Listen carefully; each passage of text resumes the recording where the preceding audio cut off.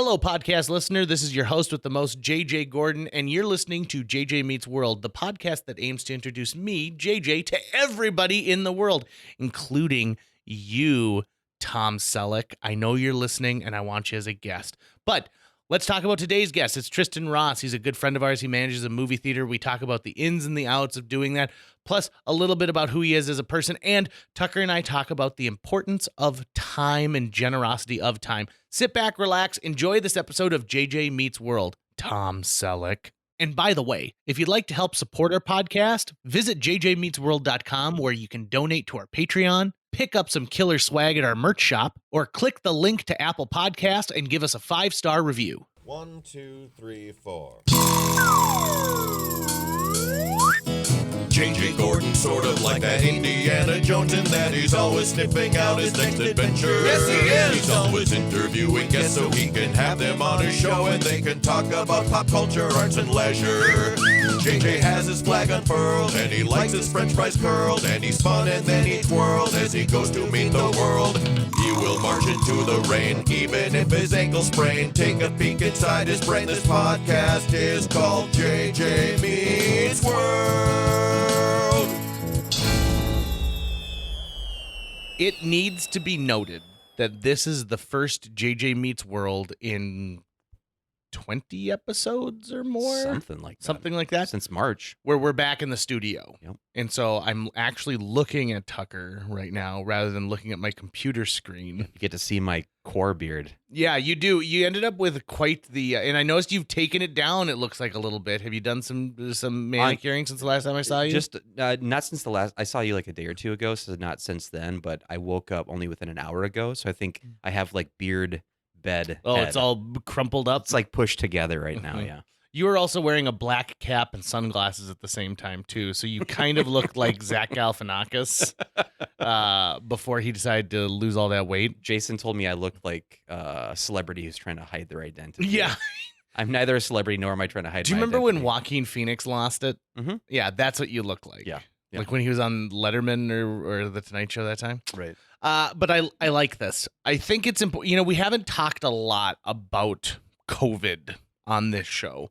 And I just want to say that while the world has turned itself upside down during this, I do think it's important to take stock in some of the positives that have come from this, because there are some positives from a complete disruption of every piece of your life. For example, stuff that I thought was so important and I was putting time into and not engaging in personal conversations, but working so hard to get something done. Turns out that wasn't that big of a deal. Mm-hmm. And not having it in my life doesn't really matter so much. I found myself eating meals with my wife where we weren't just chowing down real quick so that we could move on to the next thing, so that I could go and get a podcast done and she could go and get this done, and then maybe we'd see each other right before we go to bed. We have found that our time together has become much more fruitful in conversation, in being present with each other. I'm amazed at what happened to pollution and when we're not driving everywhere as much, right, and when we're not having to heat giant office buildings. That has been very, very positive. And I also think that in a way, people are taking hand washing very seriously right now. And so I think we also may end up eradicating other diseases because of it. I mean, when we get into flu season, what do people say? Like, don't forget to cough and sneeze into your elbow. Mm-hmm. And that was about it. And now it's wash your hands 5 times a day and sing 3 happy birthdays. Exactly, right? You got to get that 20 seconds. And like little kids have even better rhymes. Like it's like back and forth, inside out, inside out. Don't forget your thumbs. Don't forget your thumbs. Wash your hands. Wash your hands. So to me, I think that, I am a guy who really enjoys trying to find that silver lining, trying to find, that one little kind of ray of hope. And if you let yourself get bogged down by this, by the fact that gosh, I can't go to Walmart without wearing a mask, mm-hmm, and they never have toilet paper. That is going to be the thing that defines your energy and how your mindset is. And so to me, if you can find those things, like how many people do you know, Tucker, who took gardening really seriously this year because they're like, well, I'm stuck at home more, so I got to do it. About as many people as started making sourdough. Oh my God, so many sourdoughs.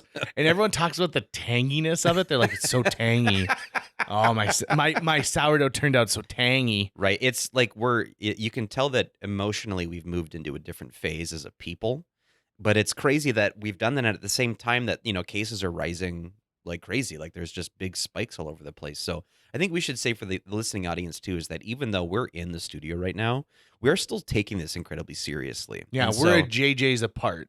I'm Right. 6'3". Right. So that's what they're saying. So I am like, you got to be a JJ apart. Right. And what we're saying to all of our guests is they have the option of either coming in the studio if they feel comfortable doing it, or they will communicate with us via the internet and they can still stay socially distanced. But here, just outside the office here, we've got hand sanitizer. We have masks if people want them. We have bathroom facilities available, and we keep a social distance. So we definitely are still keeping things as safe as can be, but it does feel really, really good to be in the same room with you again to record this. It does, doesn't it? Yeah. Now, all of this said, I am very sad and I am mourning the loss of my time in movie theaters. For a pudgy kid who wore sweatpants, movie Right. theaters were my haven. That's where you recharge. It is. Oh, I can't tell you the number of times when life just has been at its hardest, where I just go to a theater, find out what the next movie's playing, and sit and wait for the room to get dark and just lose myself. It's escapism. There's a reason why during the Great Depression, movie theaters exploded with popularity. And that is not available to us right now. And our guest today, Tristan Ross, is the manager of a movie theater here in Fargo, of the Century Cinema. It's a Marcus brand theater. And he is just one of my favorite people on the planet. I don't know how you get a human being who is so kind and invested in enjoying the happiness of other people. So he's one of those people who I think finds joy in other people having joy. And that is a rare commodity, especially for someone who is a manager and who just takes time. I lost a very dear friend recently. In fact, my first friend, a guy named Wes Hansen, who was a fraternity brother of my dad and was so close to our family, we called him Uncle Wes. And after my parents both passed, Wes was kind of the conduit to, being able to remember my childhood. Right. And because Wes was around all the time, he was the kind of guy who would come over for dinner 3 nights a week. And he took my sister and I on vacations, not with anybody else, just with us. He was a surrogate father to not only my sister and I, but I'm going to say probably more than 24 other people. When I went to his prayer service, I found out it wasn't just my family that was special to Wes. It was all of these families all over the country. And when I spoke, I said this. I said, Wes was generous in a lot of ways, but one of the ways he was most generous was with time. And that is something that doesn't cost you anything other than attention. It doesn't take money. It doesn't take social status. It just is your time. And time is so precious in that way that I think that if we could be more like that, and if we could be better about being giving of time, it would make a difference. So, and I think our guest does this. So listen, sit back, relax, and enjoy this episode with our guest, Tristan Ross. JJ Meets World. Let's start out by this. First and foremost, I think you're our most consistent patron for JJ Meets World, so thank you so much. We always appreciate you. But let's tell the people a little bit about who you are and how I came to meet you. Well, I've worked with Marcus here in Fargo. I know you guys have talked about them We a sure few have. times.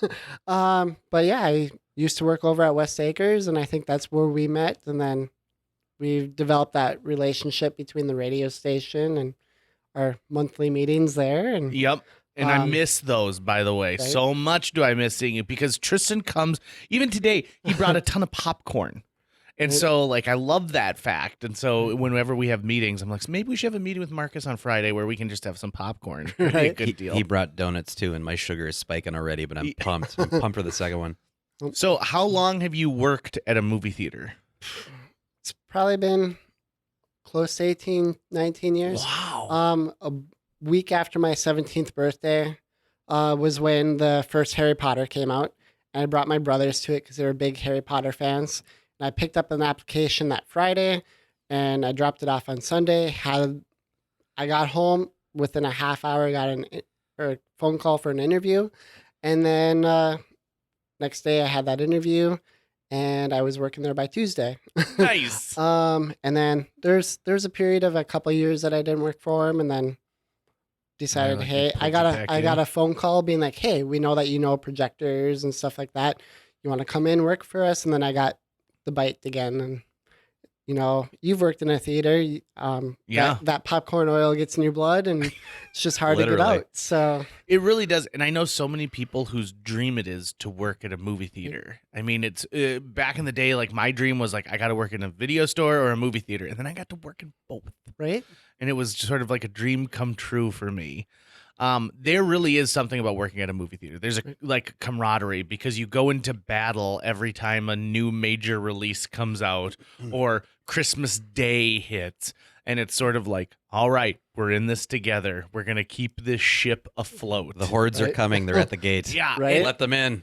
I mean, I love that. And you don't find that in every industry, like you don't see a ton of, you don't see a ton of like comptrollers getting together and being like, this is it. This is our moment.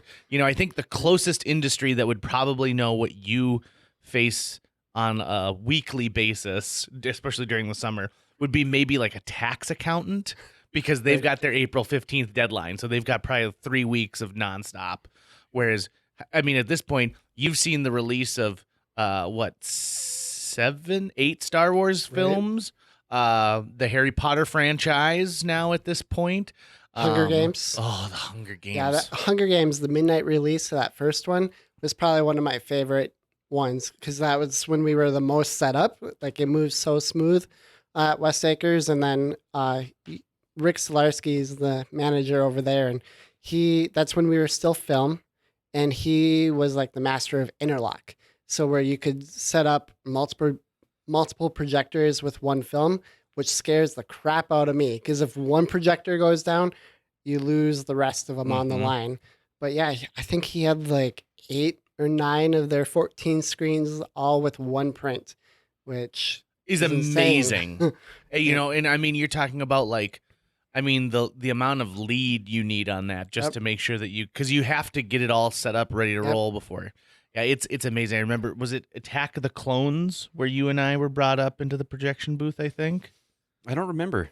I don't think Or so. Revenge of the Sith. It might have been me. Revenge of the Sith. Might not have been me. Because I believe it was our good friend Dana Harris brought us up there because he was still working at Century at the time. I think it was before Revenge, but Was it? yeah. I can't remember exactly. It was I know it was one of the Star Wars because he had showed me like the interlocking they were doing, and I'm like, this is crazy business. Right. There also is an art form to threading a projector.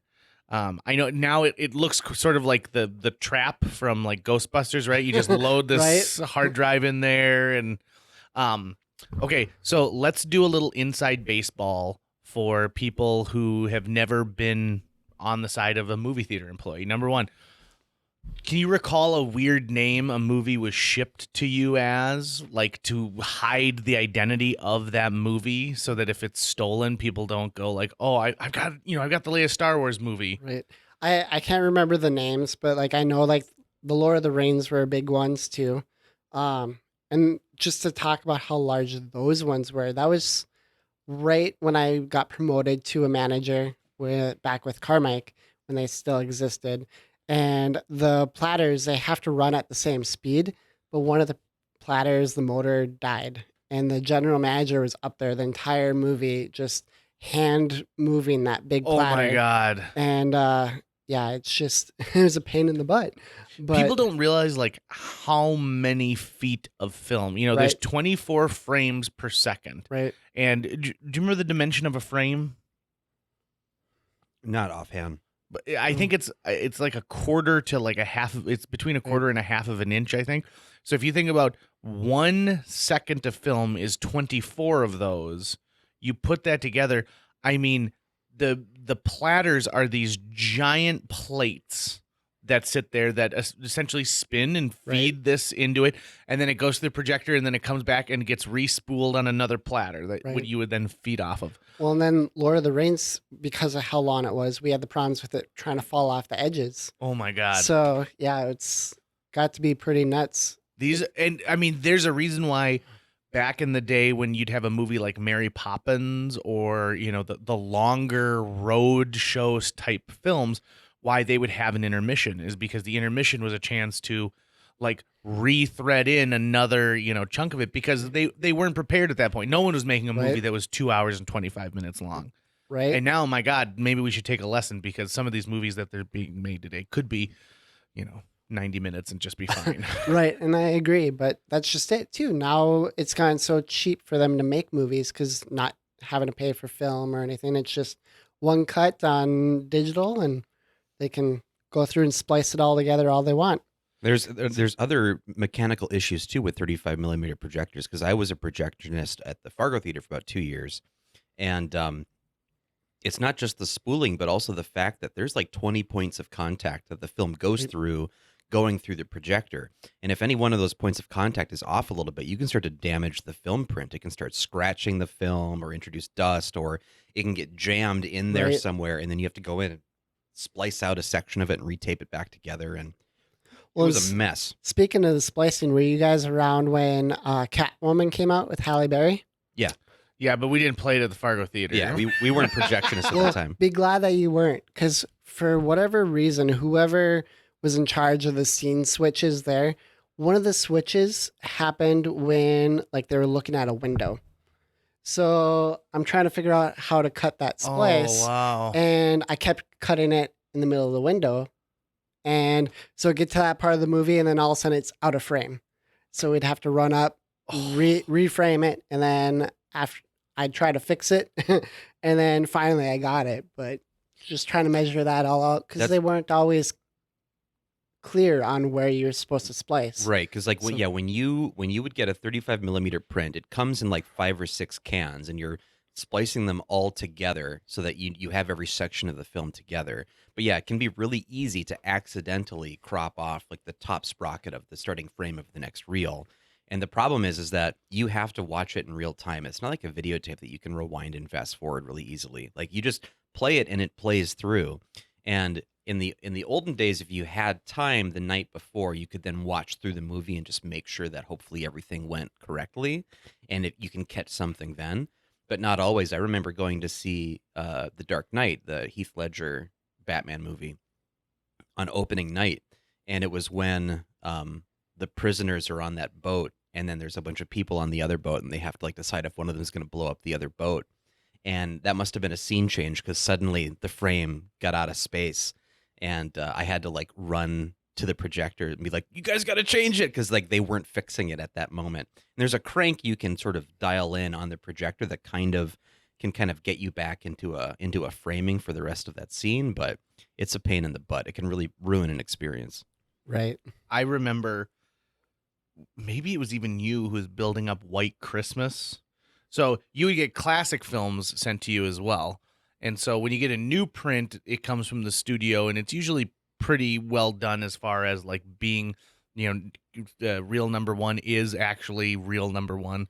But, and was it you who was building White Christmas and they had sent it, but the reels were mismarked? It was either a lazy projectionist who had previously built it up, or someone who just, you know, wanted to watch the world burn. Right. And so it was mislabeled. And I remember sitting there, and a horde of people came out of the Fargo Theater who were like, they're like, "It's already World War II and it's only 20 minutes into the movie." And I was like, oh God. And so somebody had misput it together. And so like number 2 was actually supposed to be number 4. And It was fairly common, especially with older prints. And with older prints too, you have to watch for just broken pieces of the film, the sprocket holes on the side. That's the most brittle spot, because those are the things that are getting grabbed by the mechanical pieces of the projector and pushing and pulling it through. And so if it was an older print, I basically, as I was building up, I would run the film through two of my fingers.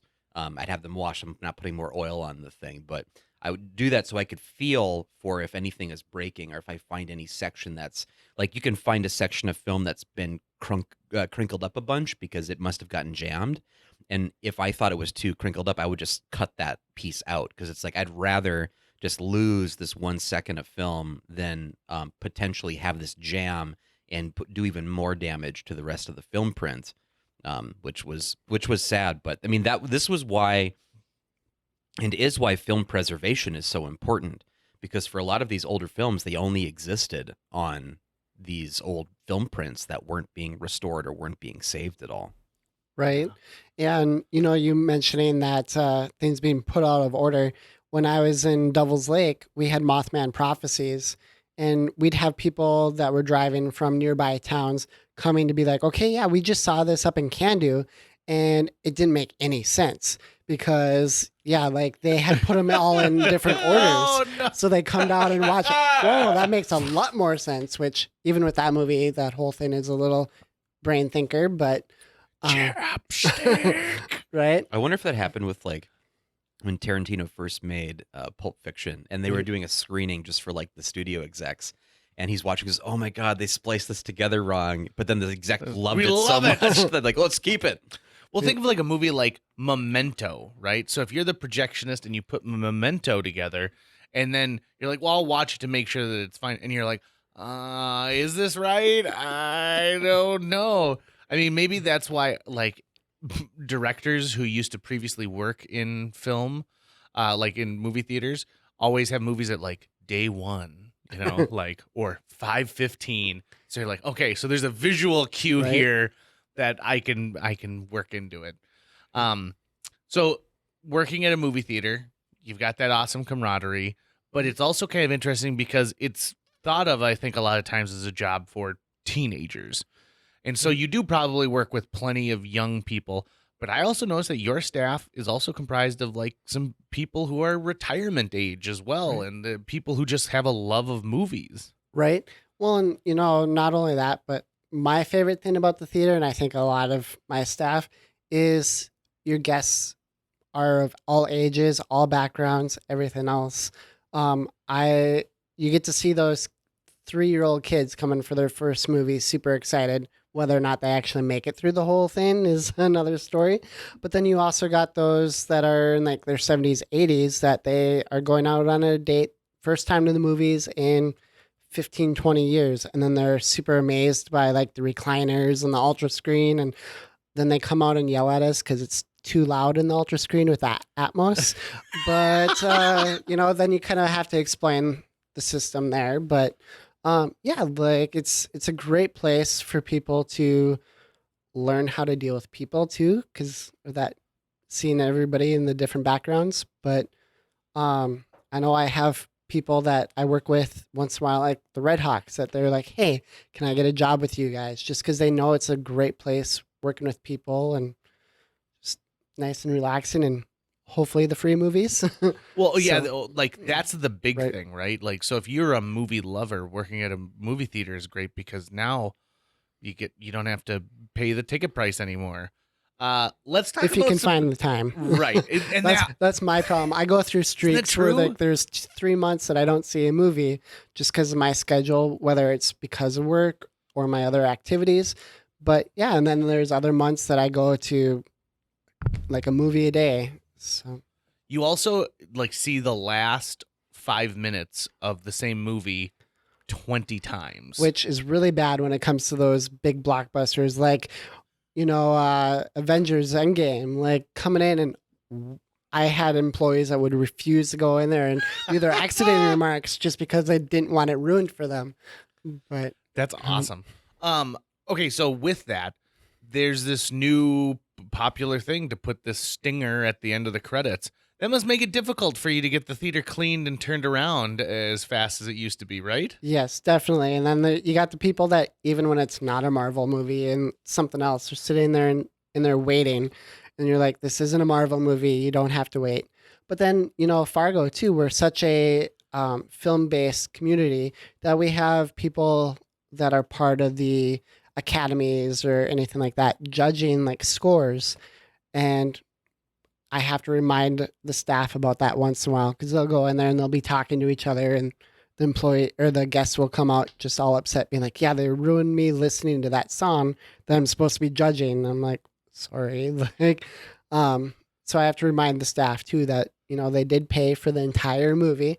The credits are part of that, but no, it's to be fun with that. I remember watching The Incredibles. I was in Arizona for a wedding the weekend the first Incredibles came out, and I get to the airport. I'm flying home to Chicago, and they're like, "This flight to Chicago's overbooked. Would anyone be willing to fly out tomorrow, and we'll give you a first class ticket and like a $400 voucher?" And I'm like, "Right here," because my grandfather lived in Phoenix, and I knew my mom was going to be there for another week. So I called my mom, and I'm like, "Could you come back to the airport and pick me up?" So we had a whole night to kill down there, and I was like, "Let's go see The Incredibles." And I saw maybe 6 movies with my mother my entire life. It was just not something that she did, even though she worked at West Acres Really? when the theater was still in the mall back Wow. in the day. Yeah. And that blew my mind as a kid. I was like, "You worked at a movie theater?" So we go to see The Incredibles, and it's got a great end credit sequence, right? Like it's got amazing music, and it's got kind of this like pop, pop, pop, pop. And so we're sitting and watching the credits, and she's like, "These are the best credits I've ever seen." And I'm like, "I know." And you got to you can appreciate that in so many ways. Right. I feel like James Gunn did that with Guardians too. Like he made the credits an entertaining part of the movie itself. Right. Well, and he did such a great job with that whole score for the movie. Like that soundtrack was just amazing. So good. Yep. And then you get the David Hasselhoff one in the second. And, Right. yeah, it's good stuff. Another thing that I don't think people realize when you work at a movie theater is how tempting it is to eat popcorn and drink pop all the time, because you see everyone getting these nice big soft drinks. And I remember at the Fargo Theater when I was working there, when I'd get into work in the morning, the only part of the concessions I'd put together is I would wash out and put in the spigot for Diet Pepsi so I could have a Diet Pepsi while I worked all day long. But I remember taking home garbage bags full of popcorn back in the day. And it was I worked at a movie theater. My roommate worked at Playmakers at the time, and so he had pizza. And then our other roommate was just really into beer. So we always had popcorn, pizza, and beer at our So place. college dream then, right? It really was. We should have opened a small club A couple that point. leftovers. Do you still like popcorn? I do. Like Yeah. I'll catch myself eating it all the time and bring it home, and my roommate I think thinks I'm nuts because I wind up bringing it home all the time. But no, like I still like it. Surprisingly to me, I do have a couple of staff members that hate popcorn. Like, I can't even stand it anymore. Right. One of the things that people think I'm nuts on is I like flat pop now because of the theater. Back when I was in Devil's Lake, like I'd fill my pop at the beginning of the shift, and then we get busy, so you don't have time to drink it until like an hour later or whatnot. So to me, like I don't mind the room temperature, and Brother, Little you and flat. I are the exact You same. guys have that in common. Uh-huh. Sure. I used to open up a can of Diet Coke the night before and then leave it out. And the next morning I'd be like, "Yeah, it's perfect." right? So let me ask you a couple customer questions. Okay. How many people bring in their own vessel for soda and they don't think it's any big deal? It's definitely growing, especially since now we have the plastic sodas souvenir cups that we do all the time. People think that it's hey, bring back for your refills every time, which even though it was 50 cents more for that cup, no, you can't do that. You still have to pay full price. You can still use that cup if you want, but not so much bringing in like their own big No one's bringing in like a the Wile Stop E. and Go. Coyote. Yeah, yeah. yeah, the big 60-ounce cup. No, not as often as you would think on there. Well, that's good. it surprises me though. Like when I was in Butte, Montana, working at a theater, I was working at the box office, and I helped pretty much every other customer because I had another cashier up there with me. But then going through and cleaning out the auditoriums afterwards, found a couple of big pizza boxes. I'm like, how the heck did they get these in here? Like, so I don't know if they dropped it off by an exit door and then went out and grabbed it or what. But the amount of stuff that sneaks in somehow there, even though you're watching for it, and I know it's just- wrong, but I got to respect that a little bit. I Right. got to respect it a little bit. I love watching the master criminals in the parking lot of a movie theater like load up somebody's pockets, and then every step is crinkle, crinkle, crinkle, crinkle, crinkle, crinkle. It's like they know what's going on. I mean, at least respect them enough to like wear cargo shorts. Are you familiar with Josh Sundquist? Yeah. So have you heard his story about smuggling things into a theater? So back when he was a teenager, for those that don't know, Josh Sundquist, he's a Paralympic skier, or he was. Now he's a comedian and motivational speaker. But when he was like 5 or young years, he lost one of his legs due to cancer. But yeah, in his teenage years, him and a friend were going to the movies, and he was wearing shorts at the time, and they're in the parking lot, and they got this 2-liter soda, and his friend's like, how are we going to get this in there? And he's like, oh, I got an idea. Let's swap, like, you have my gym shorts, like, I'll wear your sweatpants or jeans or whatever it was. And he put it in there and tied it up. And he's like, they're walking into this theater that had, I don't know if it was an usher, but he called it like a security guard. And he's like, yeah, the guy, you could tell that he was like staring at me, being like, there's something wrong with your leg. But what's he going to do? Come up to me and be like, hey, there's something wrong with your leg. Yeah, it's not there. Like, as this thing's just sitting there swinging around like a pendulum. Like, you know, it's probably one of my favorite stories about sneaking things into the theater. Well, I suppose for you at one point it's like, okay, it's 92 degrees out. Why are you wearing a starter jacket? Like it's clear that you are trying to just smuggle something into this space. Well, and that's just it. Like, I have a good story when I was back up in Devil's Lake of he's a friend now, and I knew him pretty well then because they were teenage kids that came in like every Friday or whatnot, and he came in wearing cargo pants, and at that time that was the style, so I wore quite a few of those too. And we sat and talked in the lobby for a while, and then before he went into his movie, I'm like, hey, Brett, hand me over what's in your pockets. It's like, what are you talking about? I'm like, hey, I know this. You got at least 4 cans of soda in there. It's like, freaking A is like, he starts dishing out these Mountain Dew live wires. And I'm like, come on, you got one more in there. He's like, how the heck do you know this? But yeah, and then You gave him an ocular pat down. pretty much. So yeah, he handed him over and gave him back after the movie. And that's just it. We'll do that if we confiscate. We'll give it back afterwards. I feel like movie theater employees, like if you work in a movie theater during your teenage years, during your adult years, you can just write your own ticket into the TSA. Like it just leads itself directly in there. I have a question about like soda purchases and movies that are really popular. Because if I go to a movie that I am super stoked, say a Marvel film, I just mainline those things. So for the Infinity War and Endgame, I made sure to not buy a soda because I drink very quickly and I'm going to have to get up and pee, and I am not leaving my seat when those movies are going on. But if it's a movie where I'm like, I'm totally fine with getting up and all this, and I'll get a soda. Have you noticed any correlation with like soda sales and movies that are incredibly like popular or anticipated? So with Endgame, definitely we had guests that would actually be like, yeah, I'm not getting that big of a soda because I want to see the full thing and I know that I won't be able to handle it. And, there's other people that will talk about that with them in line too. They'll be like, no, I can't do that because I'll be going to the bathroom every 2 minutes.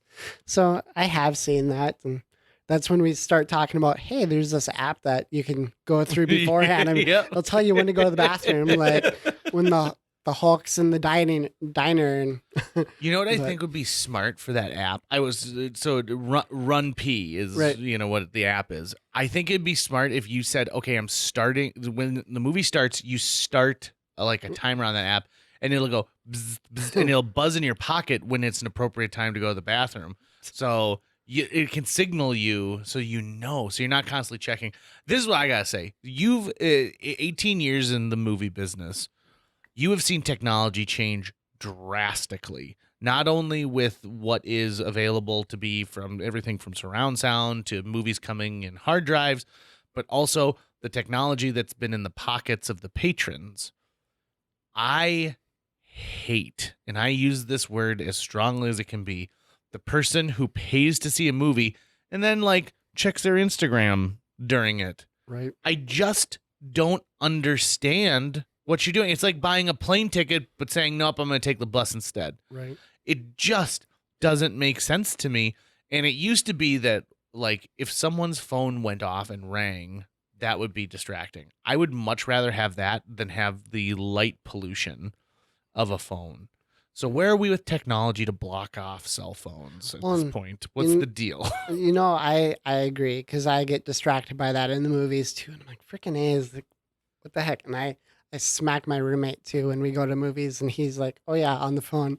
But the other thing that I think is rough on that too is there was a theater 2 years ago that they're like, hey, we got a perfect solution for this. We'll have a certain showtime or a specific auditorium that's fine to use their phones. And they got so much pushback on that. No, everybody's like, no, like I don't want to go to that movie. It's super distracting. What do you think that you're doing in every other auditorium? Right. Like, so I don't know. Like, I think it's tough too. Like our theater right now, we're working on that mobile app purchases and everything else, and they're really pushing to get Wi-Fi throughout the building. And I'm like, guys, do we really want that? Because I don't want to encourage the use of cell phones in the auditoriums. Mm-hmm. So I don't know. It's that balancing act because people want that freedom to be able to order their food and They don't really need everything else. Wi-Fi to do that, though, right? They have the cell service. You'd be surprised. Like we have a closed networked Wi-Fi in our place right now, just for like us to be able to register rewards members. And every day, I bet you we have at least 5 people come up. What's the Wi-Fi password? So it's because they don't want to use their minutes or anything like that. Even though I think that unlimited is pretty common now, but Yeah. I know some gave up people- on tiered plans years ago. I just went, yeah, they've got my money. I'm using this constantly. Right. I do know that. So like you're on a single plan, Yeah. you know? So when you get to be on a family plan, you eat up that, you know, that even though your data is unlimited, they start to throttle you at Right. some point, like with some of these companies. And so I think that, you know, you use that up really quick, especially if you got kids who are playing games and dad is streaming golf and mom is. Yeah. I'm pretty much Right. audio streaming. Like I'm listening to music or podcasts Right. constantly, especially if I'm driving. Because I don't like, I mean, I like to listen to what my phone can bring in from the internet. But yeah, I just kind of was like, yeah, I'm such a like tech generation connected person. I just want the spigot hooked up to me constantly. And So do you have an iPhone or yeah, a iPhone. yeah? So how's that screen time report every week treat you? It's not, Because I don't know if I to me. like It's it. humbling. Right? I actually don't mind it because the screen time actually, it's the streaming I'm doing isn't really counting against the screen time because I'm not looking at my screen when I'm doing it. I'm listening. And I actually have liked it when it shows me like, hey, your social media usage is down 30% from last week. I'm like, oh yeah, good on me. Good on me. But yeah, when it goes up 60%, I'm like, oh man, I got to go talk to my therapist about this. Right. He's clearly getting a hold of me right now. Well, that was something at the beginning of this COVID thing too. It was definitely off a little bit because I was up in our booth cleaning or whatnot, and I'd set YouTube on, watching press conferences or whatnot, walking around with my pods in and just listening to it. And all of a sudden, oh yeah, your screen time is up like 18 hours this week. Freaking A's. I wasn't actually watching it that much, but David Lynch had an amazing piece like when Apple was like, hey, you can start watching movies. You can download an entire movie to your iPhone and you can watch it on that.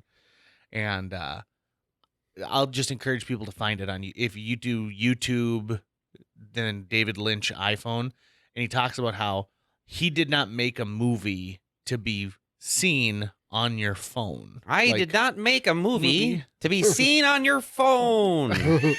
Great, David Lynch. Great. And I think that we're in an interesting time right now, right? Because there's content that's being specifically made for your phone. And then there is also content where, to see Once Upon a Time in Hollywood, you need to experience that on a big screen. Like Right. it is a love letter to classic filmmaking. And I think we're in this hard world where there's plenty of people who just are like, I take like my sister, right?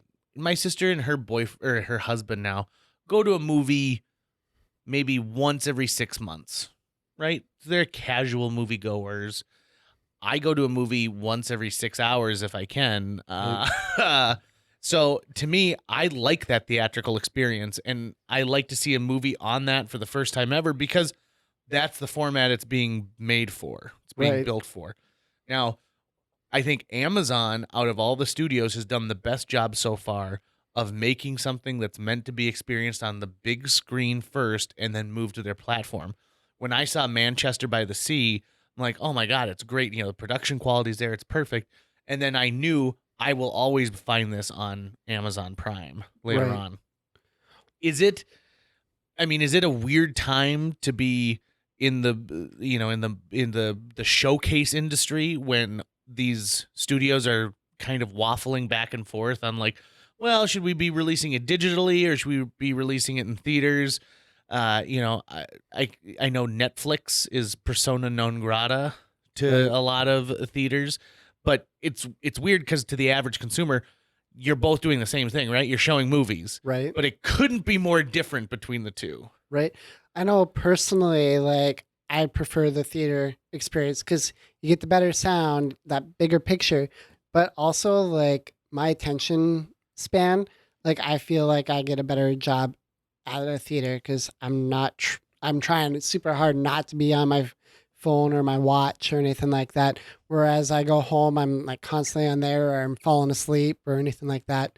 I know that was one thing when we put in the Dream Loungers, we had people complaining because they kept falling asleep. I'm like, marketing plan, because then you come back. Right. But, I love those things, though. Right? I love those seats. Well, you're surprised you fell asleep and you came in your pajamas and you brought a blanket. Right?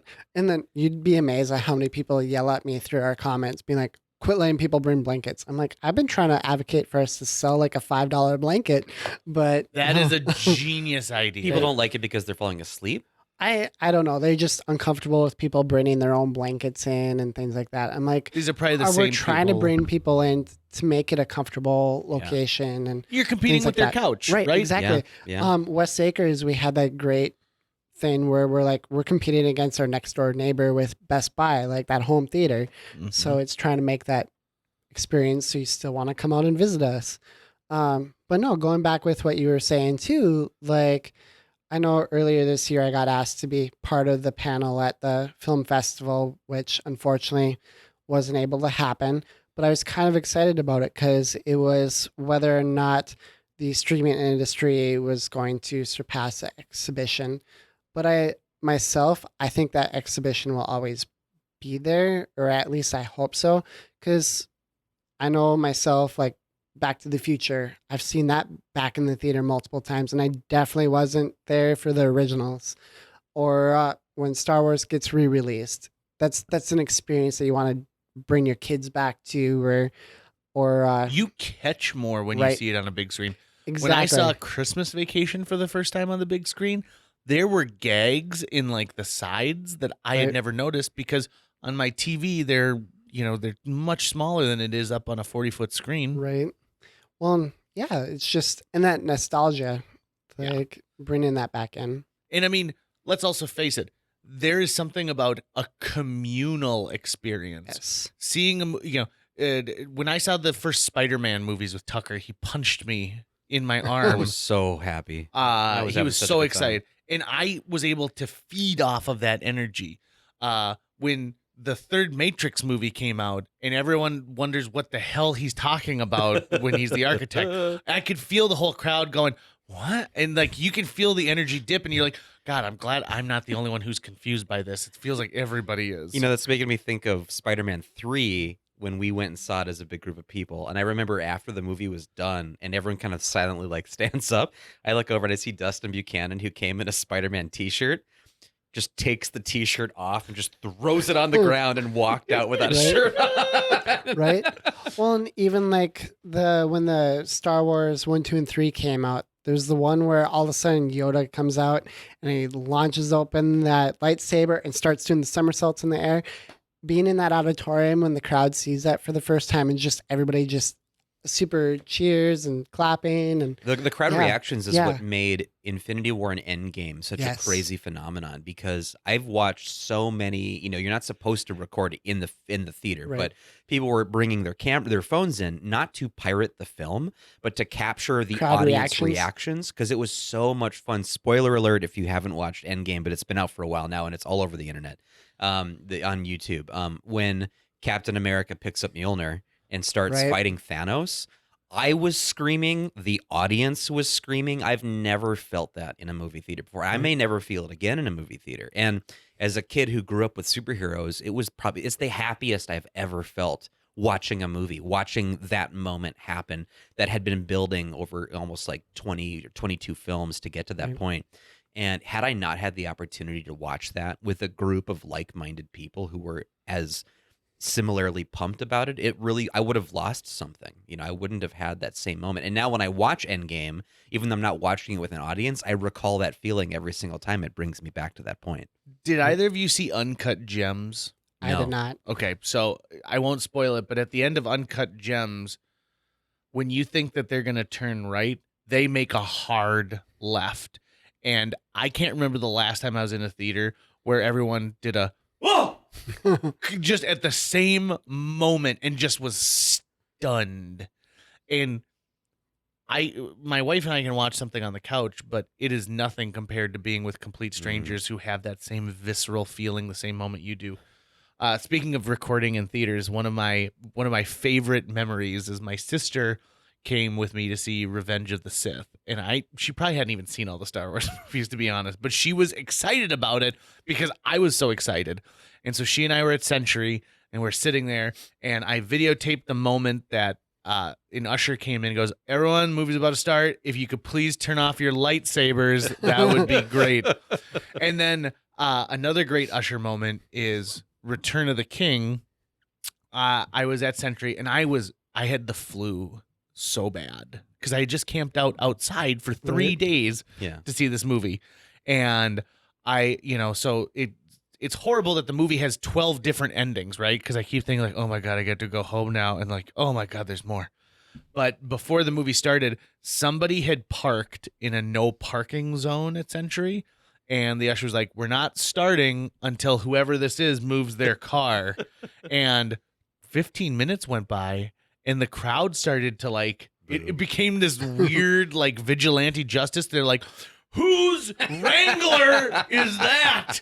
Get it out. Come on. Everyone show me your keys. I'm surprised they didn't just go out there and pick it up and move it. Yeah. Get a bunch of Like people a together. Mentos commercial? Yeah. Gone are the days of camping out for films too. And I mean, that's how JG and I's friendship really started. Right. Was we camped out for Final Fantasy: The Spirits Within, with a bunch of our friends. Real winner. Real winner of a. But hey, our friendship began. It did. That It did. It that was night. worth it. And the next day at McDonald's breakfast. And see, and that's one thing I really miss is the people coming in and waiting in line. That was one thing with Hunger Games too. We had 13 different lines outside in the parking lot before we open up the doors, and like just people just being out there for a week sometimes. You know what's so weird is to not see movie trailers coming out. Right? That's what's Yeah. so weird right now. I mean, there's a couple things, 4 things that are streaming only. Obviously, Bill and Ted is like the big one right now, where they're like, well, we're gonna put it in any theater that will be Right. open, but it'll also be on demand at the same time. How much of that? I mean, this is all speculation. We have no idea what the future is going to hold. But I know for a long, long time there was always this conversation of how often do movies release in theaters and on demand at the same time. Even in like a post-COVID world, do you think we're going to see studios opting to do that more often? Myself, I kind of hope not, just because, like we've been saying, that the theater experience is where it's really at. And there's been that debate over the last few years about the release window anyways. With it getting smaller and smaller, you do have some of those people that are like, oh, I'll just wait and go to it or watch it at home, which part of it is they're talking about that price, right? Especially when you get the family of 5, it does start to add up. But, we've been really pushing, especially with the company I'm with now. We have that $5 Tuesday, Student Thursdays. During the Young at fall, Heart. Young at Heart. During the fall, we have the Sunday passports. You have more Um, comfortable furniture than I have, than a lot right? of people have, right? Right. So, And you don't have to do the dishes. Exactly. right. So, like, I get the convenience of being at home, but at the same time, especially with COVID, we're realizing how important it is to get out of your home Oh my too, God, right? Like, I know my own health. I'm sick of this. I want to get out and see people. Like, that's why I'm glad that you guys would let me come to the studio. Like, Well, it and- feels so good to be recording in the studio and not via Zencast or talking like oh wait, oh you go. No, you go. right? I- Well, and that's why I'm so glad that we've been able to do like the curbside here in Fargo.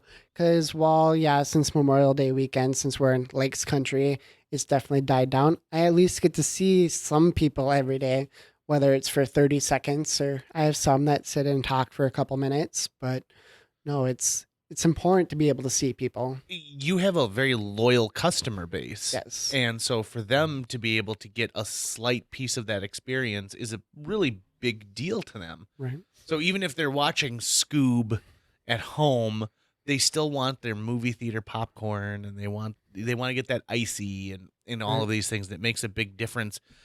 When I think of a world where something's released on demand and in theaters at the same time, I think of the way the movie industry neutered the rental industry. And to take a deep dive in that, so in like 1995, a movie would be in theaters for a lot longer than they are right now. I mean, Titanic was in theaters for like 13 months. It was just insane. Or Avatar, which came out in freaking December 13th, 17th, I believe. Right. And I was still playing it in April, right before I left. And then, what was it? A month later, they re-released it with an extra 9 minutes. Right. My Big Fat Greek Wedding had a big run. Especially at the Fargo Theater. Mm-hmm. To me, I think the movie I can think of lately that has had the longest run out of everything is like Knives Out seemed to be in theaters forever.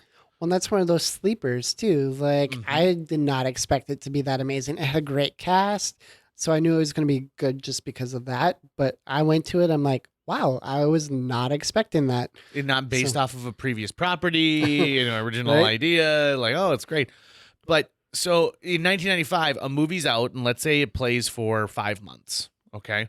And then it's not available for another 5 months. It's, like I can think of like the first Austin Powers movie, huge hit in theaters, and then it disappeared for a while. And then to get a VHS tape to rent of it, so at Take Two Video, you didn't pay $19.99. You were paying like $67 for that cassette, and you bought it directly from the manufacturer, like the studio itself. And so you essentially have a rental exclusive for a window until it becomes available to purchase for the average consumer at a Suncoast Video or a Sam Goody. How's that for a trip There down you go. memory lane? Media play. So the rental industry was booming at that time, and you had all this great stuff. Well, the advent of DVD making it easier because also VHS tape, you were copying VHS tapes in real time back in the day. With a DVD, you can have a stack and you can burn 1,000 of them in the same time it took you to make one VHS copy. So you now the studios now say, you know what? It's going to be available for rental and consumer purchase on day one. And to me, that was the nail in the coffin of the rental industry. And they just kind of, limped along for a little bit longer. Well, to me, they're doing the same thing now with movie theaters. So they're talking about releasing the same day for the consumer as well as the exhibitor. And so how does that help? How does that get people out there? And also, to me, if they make more money by putting it in a movie theater. Am I correct? Right? I would think so, because yeah, then you get the people that want to come back and see it multiple times, or yeah, like that's my thought is that they would make more because they come out, they enjoy it.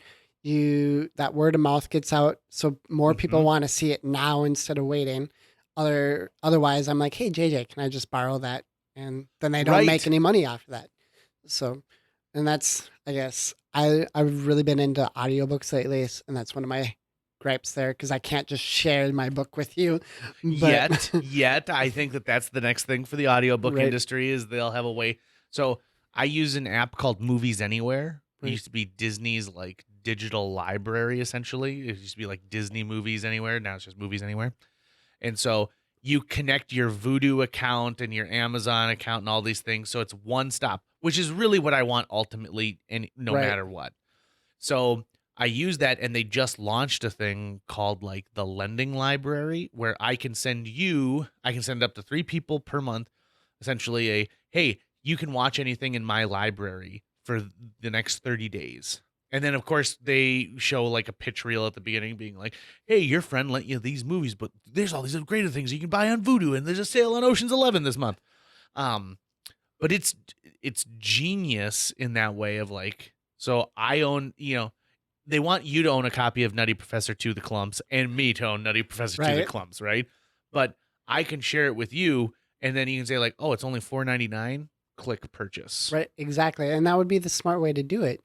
That's kind of like with Scoob, the way that they release that. It's $20 to rent or $25 to buy. And I know, like, talking to a couple of the guests during the curbside, we were talking about whether or not they were going to purchase or buy. And they're like, well, I don't know if I'm going to like it. So I don't know if I want to buy it. I'm like, even if you never watch it again, $5 down the road, you might be like, what's this reference? And just pull it up. Yeah. But no, And they make that price point just low enough right. so that you want to get into it. There was another one that they released where they said you can rent it. If you pre-rent it, and you like it, you can pay an extra $4 to purchase it after you've watched it that first time. And I thought, well, that's kind of an interesting thing because they want to get your dollars before it's even released. Right. And then that window to purchase it is so small, so you have to watch it right away. You have to watch it within that first 48 hours of its release. You and I know, both watched The Hunt. Yes. And did the premium, pay the $20. And even when I was watching that movie, I thought to myself, it would cost more for Jill and I to go to this movie in the theaters and sit and watch it. But I am definitely not getting the same experience because several times I checked my phone. I was like, oh, yeah, that's right. On Warriors of Waterdeep, I can start this mission. And we paused it twice, I remember. And I thought, this is not the theatrical experience that I want. This is my Right. home experience. And like you said, there's always going to be a place for the at-home experience, but there certainly is a place for the theater experience. Right. Yeah, and I kind of did the same thing with My Spy. Like I really wanted to see it, but even though I had it up and I was watching it and listening to it, I was shooting out a ton of emails that day. So I come across after that movie and like, crap, like I don't know what actually happened during this movie. So I'm gonna have to go through and rewatch it at some point. Oh, I feel bad for you having to rewatch it. But Let me tell you another there are inside thing. those scenes though, like that balcony scene. Yeah. Like I right? think would be I want to rewatch that part at least. So it was hard for me to watch My Spy because it's very rare for me that there's a character who has the name JJ. So I never have to deal with that. Like when you see what was that movie where it was The Candle and they had Robert De Niro as an air pirate and Michelle Pfeiffer. Stardust. Okay. The main character's name is Tristan, right? Yep. So you have to do that. For Legends of the Tucker, Fall. you're the name of a horse in a movie, but it's very rare for me to Tucker, see man a in movie. his dream. Yeah. It's very rare for me I see a movie where a character's name is JJ. And so the whole time we're watching My Spy, where Dave Bautista's character's name is JJ, I have to keep being like, they're not talking to me. And then just recently, I was eating on a patio with my in-laws, and someone had brought their golden retriever, and the golden retriever's name was JJ. And so they're like, look at JJ. Look at him. He's showing you his butt. JJ, is that your butt? Is that your butt, JJ? Someone give JJ some bacon. And I was like, someone should give me some bacon. See, and my problem with my name is around here, there's not a lot with my name, my age group. So it's usually a lot younger, that like 10 and under. So it's like some mom yelling at their kids running around JC Penney's or something. I'm like, what did I do? And then when I went out to Montana, or I helped out in La Crosse, Wisconsin for a little while, and both locations within 2 days, I had met multiple Tristans. So it really threw me for a loop when somebody yells out my name. But Weird. so No one ever yells out, like my given name. If you would yell out Jonathan, I wouldn't Right. look around. Not in a second. Right. Only my aunt Ginny calls me that, and to combat that, I call her Virginia because I don't think anyone else calls her Virginia. So outside of the movie theater, I know that you're also very active in suicide prevention. Yep. And it's obviously something that you care deeply about. And I know that you've even gotten Marcus to get on board with helping and being a part of that community leadership to, whether it's promoting the walk, awareness. Tell me a little bit about why you think that, you're making a difference in the world with that. Well, over the course of about 8 years, I lost at least 6 friends. And I've also had others that have made attempts. And, mental health is a real struggle, especially up here in the north, because we have a lack of sunlight for much of the year. So it's just something that I feel is super important. And in the Midwest, too, we have that stigma that's super huge. And so my thing is getting the word out there, showing that it's okay to talk about, and just showing that resources are available, even though nobody wants to talk about them being there. And unfortunately, what really kickstarted me into becoming part of the area here with the American Foundation for Suicide Prevention was we had lost a member of our staff at West Acres, and not even 2 weeks later was the walk here in Fargo. So I helped organize a team for that. Um, and then 4 months later, we lost a member over at Safari. Neither one of them knew each other. I had gotten to know them pretty well just through stuff that I do between all three theaters. So I just kept asking, how can I get more and more involved? And throughout the time, I've been asked to be part of the state board and different things like that, trying to spread information throughout the entire state.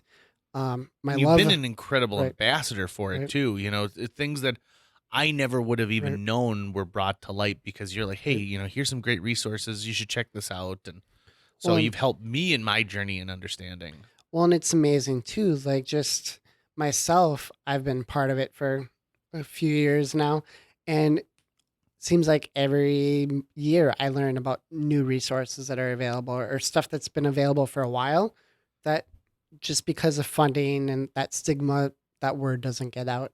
So I've used the love of movies and my clout with Marcus to be able to rent auditoriums and hold panels and bring different people in from across the state to talk. And um, it's The walk is the out of the darkness walk, and that phrase alone just has such a deep meaning, and it kind of it stays with you and it sticks with you, and you realize how I think you can feel very isolated, whether you're a survivor, you've had friends, it can feel like you're very lonely, right? And then you realize like there are so many other people who can let you know, like I know what that experience means to you because I know what it means to me.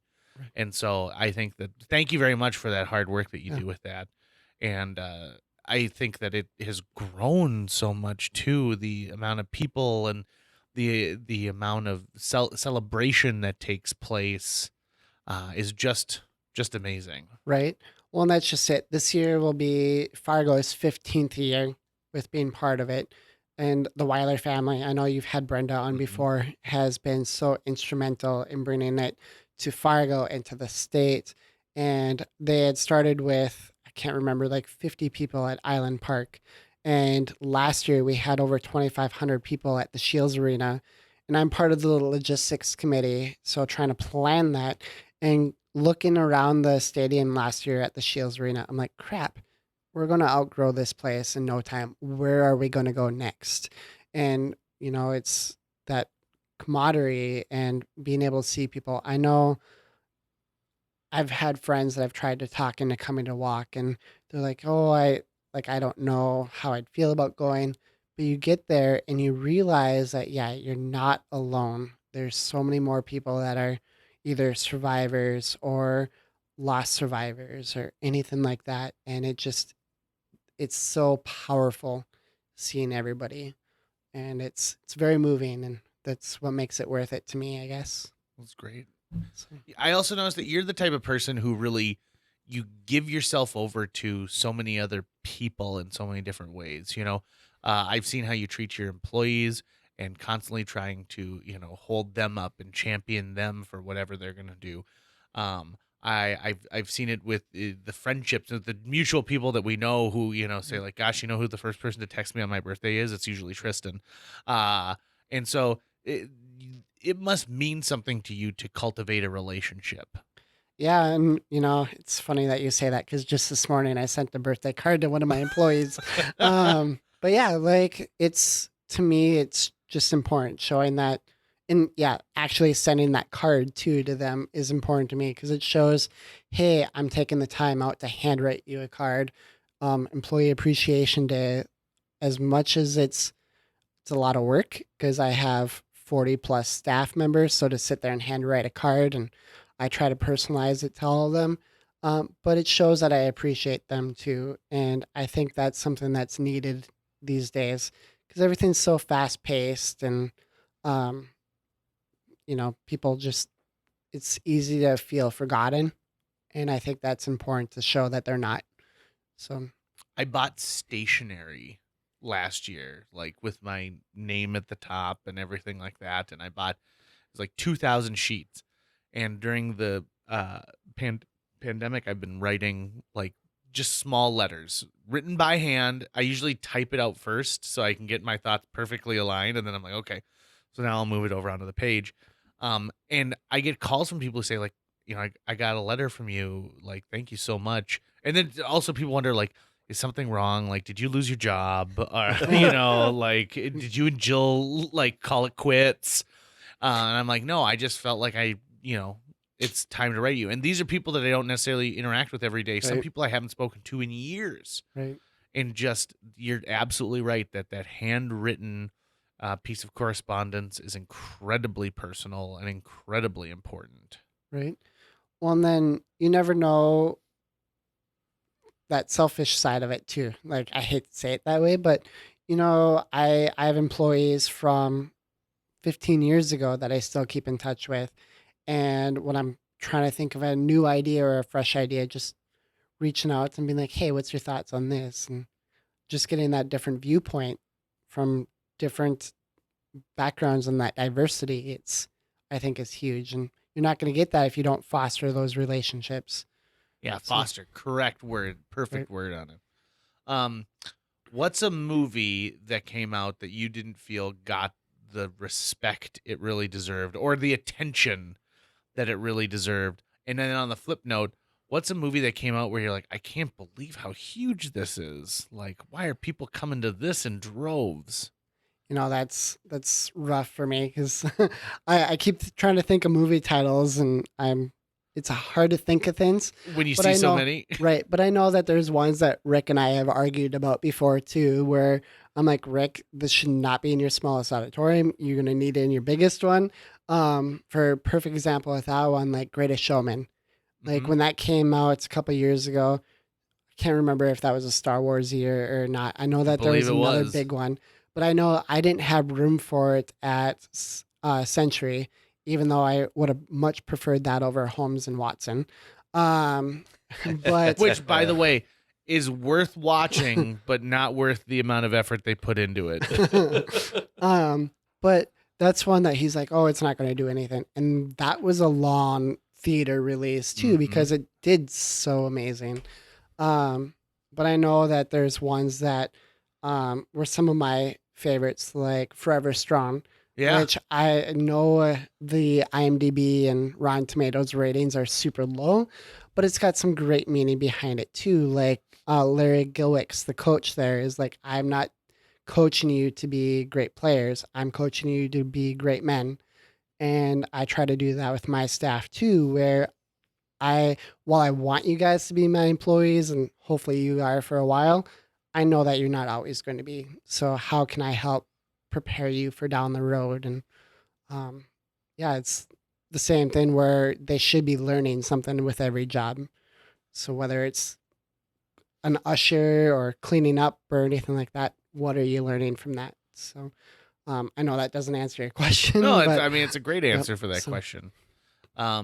I remember, like, you and I had a conversation last year before Scary Stories to Tell in the Dark came out, and I'm like, this movie's gonna be huge. Right. Like, it's perfectly, like, it's got nostalgia built Right. into it. It looks terrifying, but it's got a PG-13 rating, so it's gonna be big. And I remember going opening weekend, and there were like maybe 20 people in the theater, Right. and I thought, oh, this movie's gonna be resigned to oblivion. And it was real, like, it freaked me out. It still Right. sticks with me today that, like, the pudgy woman that absorbs people scared the hell out of me. Well, and that's one too that like I remembered reading some of the stories, but I'd forgotten what they all were until during the movie. I'm like, I remember this one. I remember this one. So it made me kind of nostalgic throughout the movie that way. And I'm excited because they're supposed to be doing that second one. Oh, please, see. fingers crossed. You know, we've talked a lot about like the threat of on demand at home or streaming might have on the movie on movie theaters in general. And I know with the coronavirus, you know, movie theaters really aren't able to operate the way they're used to. And there's that fear that this could hurt it even more. But I wonder if there would also be a rebound effect from people who realize what they're missing now and they don't have that opportunity. I just wonder what it's going to be like when things are even more open and people can feel safe going back out again. If that's going to like, if it would usher in like a new golden age of exhibition film or not. right. And Here's the thing: you look at theaters that have opened right now and are playing Grease and Jurassic Park and Indiana Jones, and some of them are packed. right. I mean, it packed to the capacity that they're allowed to have via their local health officials. Right. But to me, I think that you're right, Tucker, is absence makes the heart grow fonder, right? Mhm. And so even those people who hadn't been to a movie in years are just flocking to get to a theater to see something. Well, and with that too, there's that balance because, you know, especially with Disney, as much as I love a lot of their movies that they come out with, Disney's kind of that devil, because Even they like. Aladdin, like, Well, I like some of that one. They did a good job making it their own. okay, Like they didn't. Sure. It wasn't all Robin Williams, but like trying to get content back from them because I've been a huge advocate of doing some of those retro series. Mhm. I have an amazing booker for our location. We were able to do one of my own made up ones a couple of years ago, and it went over really well. But then at the same time, you got poor West Acres that it seems like they keep rehashing the same stuff every Mhm. year. So Back to the Future this year, like they had nobody compared to a couple of years ago when I went to it. It was full. So there's that problem right now with running just that retro stuff. Because if you're playing 4 days a week, 3 show times a day of Back to the Future, by the end of the week, you're not going to have right. as many as if it was a 1 day off. Yeah, and I Um, think people forget the fact that, you know, it's not like you can just pick whatever you want and then Right. throw it up on the screen. There's a lot of politics that go Right. into it, and there's a lot of business that happens. And that's where I was getting to with that Disney, because, you know, Disney's famous for their vault, right? And now that Disney took over Fox and, you know, they have so many properties under their umbrella, like they're one that's really hard to get content from. I know with the Fox merger, there were certain ones that they made allotments for. A famous one with that is the famous during Halloween. Nightmare Before Christmas. No, Hocus Pocus. the one where they throw toast and Rocky Horror Rocky Picture Horror. Show. yes. And they made an allotment because last fall was when they originally were like, oh yeah, you're not going to be able to play this. Well, they had such a pushback from theaters that they're finally like, okay, yeah, we'll allow this one every year. But, how much can we fight with Disney to do that? So, yeah, I understand them guarding what they've got because it is so coveted, right? right. But at the same time, I think seeing it on the big screen is sort of a rite of passage. And they have movies Right. that like parents and grandparents want to show kids on the big screen. These movies, Right. like the Enchanted series that Right. Marcus does. I remember watching Beauty and the Beast on the big screen again for the first time since I saw it as a kid and just being blown away. Or when they did the 3D retrofit of the animated Lion King, Right. that was great. And the rain, was a whole new dimension. And I think Disney's got some good stuff going for it, but I think that they need to be less gun shy about going out there and, Right. and including pieces of it. Right. But, First movie I saw in the theaters was Teenage Mutant Ninja Turtles in like 1989 or 1990, whenever that came out. And I would be really sad if, like, when I have children, if I'm not able to bring them to see that movie in particular, or old classics like that. Again, like Little Mermaid, I think was the very second movie I saw in the theaters. And it's gorgeous, and Ursula is scary on the big screen when that's happening. And the music just surrounds you. And while I'll watch it at home, there's just nothing like that theatrical experience. Are you sort of surprised Disney never opened their own chain of theaters? Well, and that's where I think with some of the rules that are working on being changed, I'm scared that will actually happen. Especially with all those questions with AMC right now, it would not surprise me if once studios are allowed to own a theater, if all of a sudden Disney's like, oh yeah, we'll take up AMC and we'll save them from the COVID crisis. Yeah, we'll buy them for pennies on the dollar. Right. And I know, right? There's been a lot of talk about that Amazon, but I'd be more worried about the studio with Disney doing that, especially right, because and then saying at their only parks. Marvel movies can only play in our theaters. right. There would have to be some sort of like an alliance with filmmakers in some way, like filmmakers whose titles aren't owned in those libraries, Right. to say, like, we're going to create a coalition and we are licensing specifically to independent theater chains. Right. No, I don't know. I can't remember what was it the Paramount Papers or something like that? Mhm. Can't remember what it's called, but yeah, with that going up to Congress and possibly being dissolved, it's a scary thing there. But It is. And for the people who are listening to this podcast who are like, I had no idea that movies were this in depth. Like, yep, you betcha. Sometime we'll get into how actors get paid for their roles in movies, and then your mind will really be spinning. Tristan, this has been just an awesome time to talk with you. Thank you so much for bringing popcorn to us and donuts, and for being our first guest back in our physical studio rather than the virtual studio. well, I'm glad that you guys had me on. It's been a fun time. When you stop in to see a movie at Century Cinema, say hello to Tristan and remember that he will give you an ocular pat down. So you better hide those gummy bears really well. Have a good one, Tristan. Thanks, guys. That's going to wrap it up for today's show. If you enjoyed this episode and would like to help us continue to produce new episodes each week, visit jjmeetsworld.com, where you can donate to our Patreon, pick up some swag at the merch shop, or follow our link to Apple Podcasts and leave us a 5-star review. You can also follow us on social media. We're on Facebook, Instagram, Twitter, YouTube, all the sites the cool kids are using these days. JJ Meets World is produced every week by Tucker Lucas. You can find out more about Tucker's work by visiting moonbasemaria.com. If you want to get in touch with your host with the most, check out linebenders.com, where you can find direct contact info for JJ or booking information. Seriously, though, Tom Selleck, if you need to get a hold of us, you can find us on social media. We don't reply right away, but we'll get back to you eventually. Just start growing your mustache right now because I'd like to trim a piece of it.